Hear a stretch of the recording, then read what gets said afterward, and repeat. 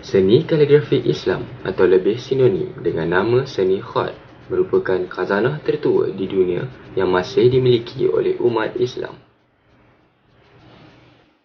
Kaligrafi secara umumnya mempunyai maksud seni penulisan yang indah. Apabila ianya dikaitkan dengan Islam, ia membawa kepada seni penulisan Islam yang indah iaitu tulisan khat. Seni ini diciptakan dan dikembangkan sejak kedatangan Islam. Sebagai bahasa yang memiliki karakter lembut dan artistik, huruf Arab menjadi bahan yang sangat kaya untuk penulisan kaligrafi. Kaligrafi Islam ini juga sangat berkaitan dengan Al-Quran dan Hadis kerana sebahagian besar tulisan indah dalam bahasa Arab menampilkan ayat Al-Quran atau hadis Nabi SAW. Seni khat yang teradaptasi dengan dunia moden terus berkembang dalam konteks keislaman iaitu mentauhidkan Allah dan lebih berupa nasihat.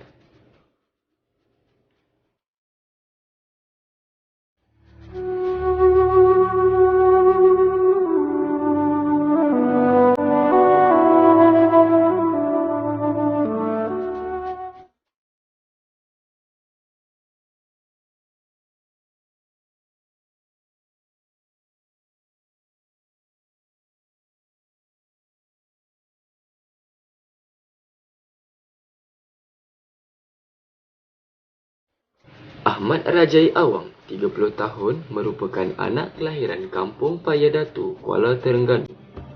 Beliau merupakan salah seorang daripada tenaga pengajar di UiTM Shah Alam dalam bidang kaligrafi Islam.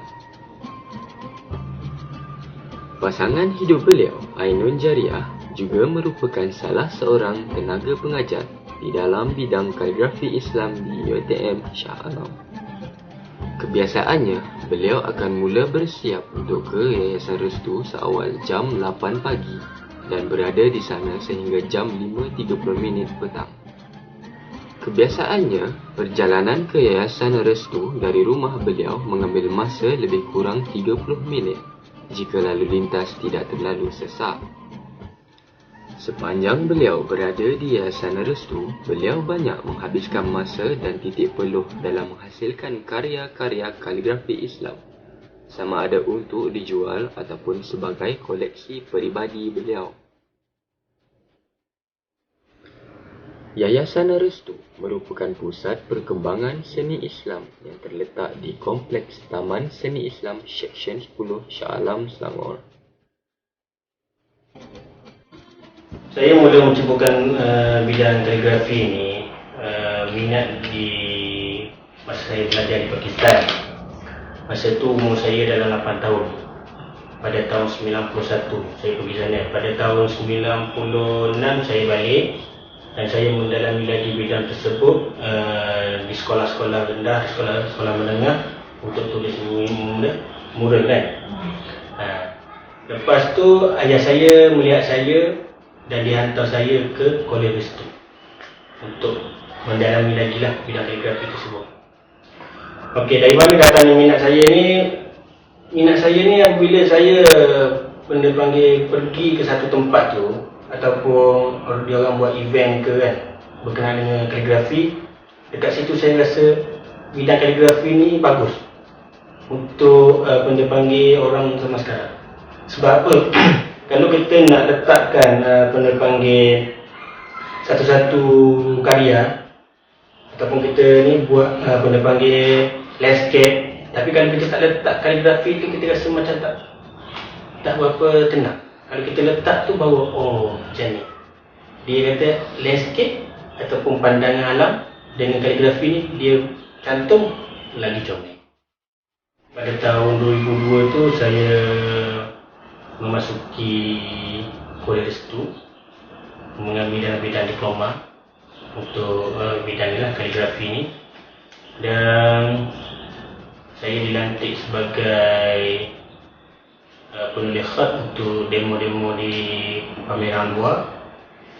Lepas tu ditukar jabatan ke bahagian marketing dan sekarang ni jabatan ketiga adalah jabatan panggil hiasan dalaman sampai sekarang.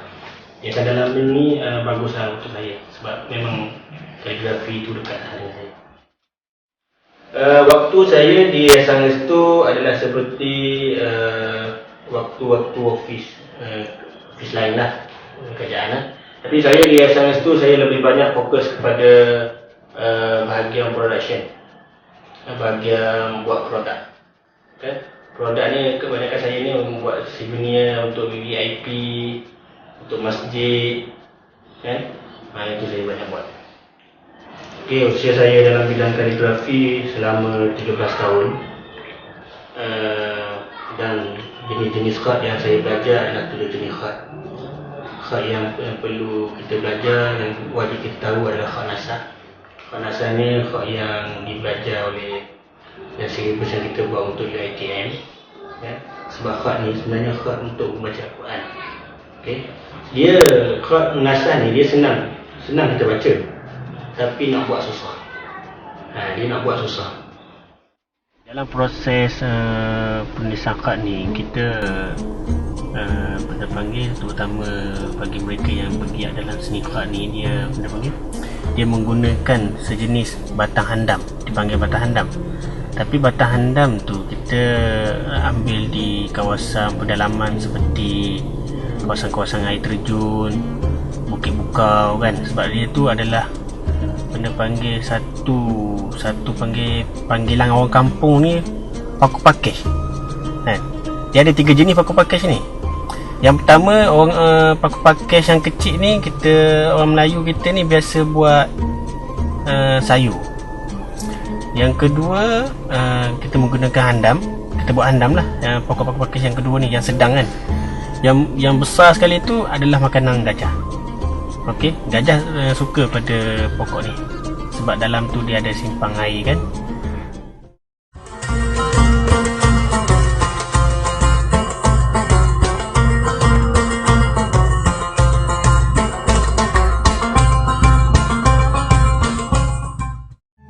Produk-produk kaligrafi yang saya buat adalah atas tile, atas kaca, atas kanvas. Tapi yang dapat sambutan adalah atas tile dengan kayu. Okey, sebab saya menggunakan teknik sandblast. Teknik sandblast ni orang kata semburan pasir. Yang ni biasa kalau teknik ni biasanya orang Cina guna. Pada dahulu kala orang Cina biasa guna untuk buat batu nisan. Orang Melayu dia jarang. Tapi apabila panggil saya nampak teknik ni, saya buat untuk menghiaskan masjid. Kaligrafi ni memang sangat tip-top. Okay? Sebab sekiranya karya je untuk karya macam ni pun orang jual sampai 5,000. Agak-agak kalau satu hari satu karya terjual 5,000, 5 kali 30 hari, tak ada 150,000 dapat nisan kerja kan. Bila saya dah buat gambar-gambar teknik, Ustaz kata jangan buat gambar kosong macam ni, buat pula tulisan khat kan. Bila saya bubuh saya dah ada orang tanya, ni apa nak jual ni? Secara tak sengaja kan. Bila saya kata sebenarnya ni tak boleh jual ni sebab banyak sangat nostalgia kan. Sebab saya buat ni pun masa perkenalan Ustaz, jadi tak nak jual. Jadi bila orang kata tak apalah, apa yang sanggup, bagi berapa puluh ribu pun sanggup. Saya kata tak apalah, kalau nak 10,000 saya buat yang lain. Nampak tak? Punca saya tanya kenapa? Tulisan khat tu. Tulisan khat tu bukan semua orang boleh buat. Bukan semua orang boleh menguasai dalam masa 9 bulan. Mungkin masa bertahun dan baru dapat tulisan khat yang very finest art. Tulisan khat yang sangat cantik. Kos yang diperlukan untuk panggil dalam bidang kaligrafi ni tak banyak sebenarnya. Jika kita ada handam, kita ada ink, kita boleh laksanakan. Sebab apa? Sebab kita buat khat ni, kita nak dia punya master. Master kalau kita buat A4, itu adalah kos dia. Tapi kita jual kepada orang lain, sebab itu adalah limited edition. Dia original kita buat. Kepuasan dia sebab apa? Kalau kita buat satu benda tu, kita tak perlu fokus kepada tak perlu hira apa yang orang kata. Khat ni kita kena tengok dia punya alam dia. Kalau alam dia kata alam laut. Alam laut kan dia blora ataupun dia ada pokok-pokok kan ganti kita kena masukkan khot apa kat dia. Saya rasa khot yang paling sesuai adalah khot Dewan Jari. Okey, saya biasa saya bercakap dengan anak-anak murid, saya kata apa, kalau khot sulus kita sesuai buat di di masjid sebab dia ibu kristal. Okey, kalau khot Dewan Jari ni kita sesuai cok mohon sebab dia lembut, dia boleh reka bentuk, dia boleh buat bentuk love ke apa kan, cinta ke hati ke, bentuk hati. Okey, kalau khot nasar ni untuk nama, untuk yang senang dibaca. Okey, kalau khot rikaah ni khot nota pun ni. Khot nota ni kalau kita belajar dekat Mesir, belajar pondok, dia tulisan laju. Khot rikaah. Khot yang kata khot kufi ni adalah khot untuk orang yang belajar sekolah teknik. Sebab sekolah teknik ni kan dia banyak benda-benda komponen-komponen yang keras kan. Komponen-komponen yang kata yang teknikal, tu kita pakai khot kufi. Tak masukkan jenis-jenis kad ni kan. Bila tak nulis kad ni kan ada banyak gaya daftar. Jadi kepuasan dia itu ialah bila dah apply tulisan kad tu pada karya-karya yang ada. Jadi orang tak boleh petikaikan. Jadi contoh for example yang tak bagi tahu yang kita tengok belakang ni, surah yang diberikan dengan surah yang berkenaan dengan dasar lautan. Jadi bila kita fikir kad mana yang sesuai, ialah kad Diwani. Kad Diwani itu kan dia tentang bentuk berair, beralun dan sebagainya. Jadi bila kita letak tulisan kad Diwani itu, perhati kat situ. Unless kalau tulisan kad Selus, kalau kad Selus kita bubur dekat dalam lautan, macam tak kena kan. Jadi kad ni gaya style kad tu sendiri yang menyebabkan orang tak boleh nak berbalas dengan kita, tak setuju dengan cara kita letak kad tu pada karya dan sebagainya. Sebab gaya pada tulisan kad ni semua memang kena pada karya. Jadi kat situ kita perhatilah orang nak petikaikan apa ke tak boleh. Pasal kita ada benda yang kukuh untuk fight. Kenapa kita letak tulisan kad ni, gaya ni, kenapa kita guna gaya ni. Masa saya di Kuala Lumpur, saya ni senior lah, satu semester pada Puan. Jadi kat situ saya tengok Puan ni dengan saya ni adalah satu benda, satu jenis insan ataupun insan yang kata ya Allah beri benda yang kita fikir, benda yang kita buat sama je. Sebab apa? Sebab saya dengan Puan ni, saya tengok apa? Saya tengok kalau saya pergi benda panggil pergi belajar, saya tengok saya dengan dia macam kata sekufu. Benda yang kata kita tak jangka, tapi Allah dah letakkan. Kalau saya minat saya nak adakan galeri yang kecil, galeri mini, galeri kan. Tapi saya tanya Puan pun kata saya pun minat macam tu juga. Saya minat jenis khat, Puan pun minat khat. Last kali ni memang minat anak, memang dah ada anak 3 orang lah. Tapi yang last ni kita minat apa? Minat bidang kaligrafi, bidang apa? Bidang fotografi. Tapi kita tengok Puan pun sama je minat. Itulah minat saya dengan Puan. Okay, jadi bila masa tu saya dah nak nyambung master di UPM, Ustaz kata jangan pisah sampai cakap ni lah. InsyaAllah ada jodoh, ada lah. Tak jodoh saya dah penumpang ni. Rupanya memang jodoh saya. Dah kahwin baru Ustaz bagi tahu Ustaz pernah mimpi untuk saya.